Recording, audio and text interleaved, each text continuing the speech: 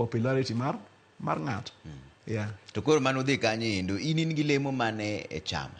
Get jomoko wacho ni ntiere party officials.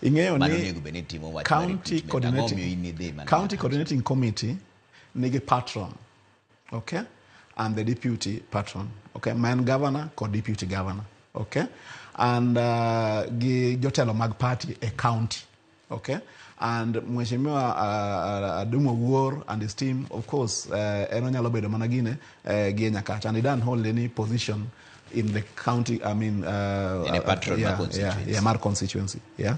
Omiyo nadhi kanyo in that capacity, but also ing'eyo ni a sub county mudonga. What did the sub county?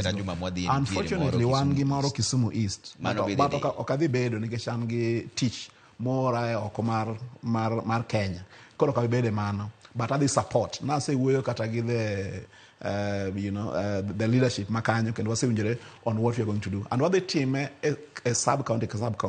And I don't know kwa jotelo duto ni kik waket siasa e wach mar recruitment mar chama, okay. Firimbi biro go mondo ji odhi olar kombe ma biro dong nono, ma bende pok odong nono, okay. Ng'ato ka wacho bedo gavana mar ng'ato ngire nyongo poni e kom. Omiyo kwa se dhi Kisumu East wabro dwaro ni mondo the ward teams bendo dio team ndikruok ang'owa in the ward mana ka wasetime Kisumu Central to wadhi time in each and every sub county electoral. Ang'o mineno ni ine miromo bedo governor ma Kisumu?